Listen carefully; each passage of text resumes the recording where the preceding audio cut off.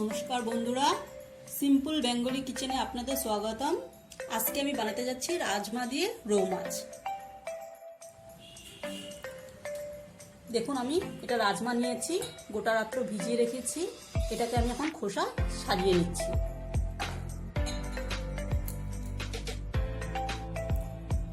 এই দেখুন, এইভাবে প্রেস করলে খুলে যাবে।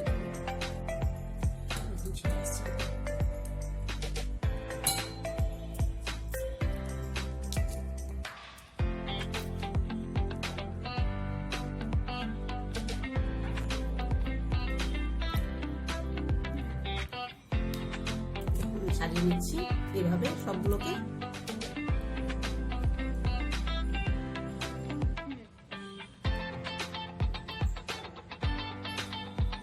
এভাবে দেখুন আমি সাজিয়ে নিয়েছি সবগুলোকে।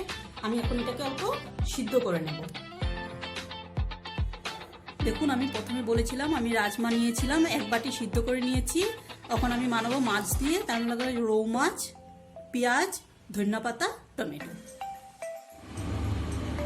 আমি এখন মাছটা ভেজে নেব লবণ হলুদ মেখে।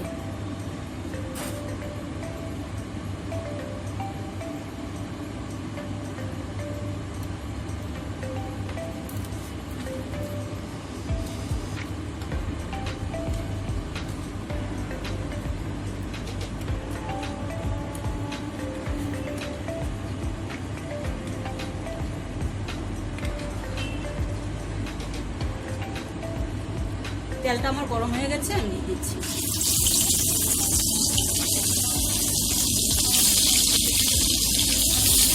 আমি এইভাবে ভেজে নিচ্ছি।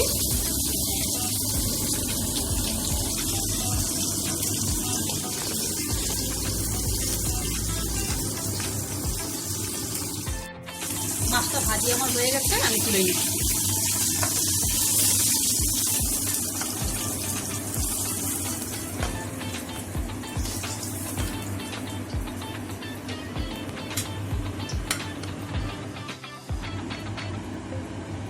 এই দেখুন, আমি এখন তরকারিটা বানাচ্ছি। আমি পেঁয়াজ দিয়ে দিচ্ছি,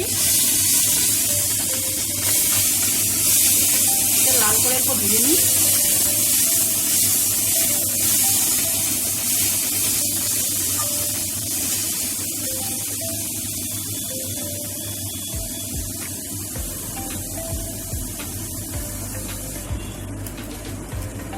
দেখুন, আমার পেঁয়াজটা ভাজা হয়ে গেছে।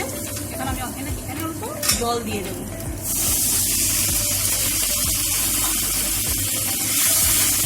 এখন আমি মশলা অ্যাড করব। আমি লবণটা দিচ্ছি, হলুদের গুঁড়ো, জিরের গুঁড়ো, মরিচের গুঁড়ো, সঙ্গে আমি দিয়ে দিচ্ছি টমেটোটা। এটাকে আমি এখন কষিয়ে নিই অল্প।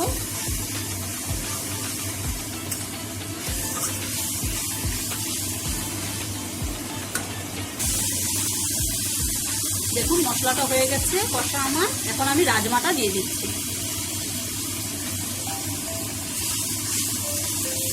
একটু নাড়াচাড়া করে আমি জল দিয়ে দেব।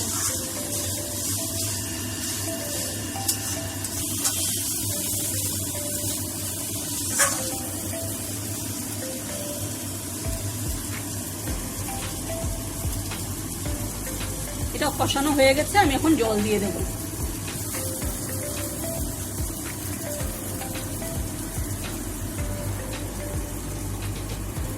আমি 1 গ্লাস জল দিয়ে দিচ্ছি।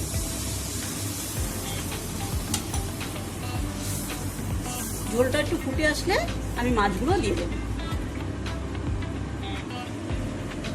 দেখুন, ঝোলটা ফুটে আসছে।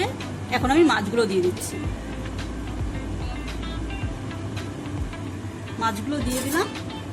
এখন এটা 3 মিনিটের জন্য ফুটতে দেব।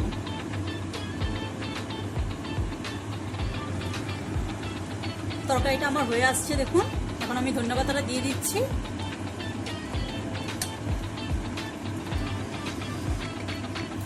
এখন আমি সার্ভ করে নেব।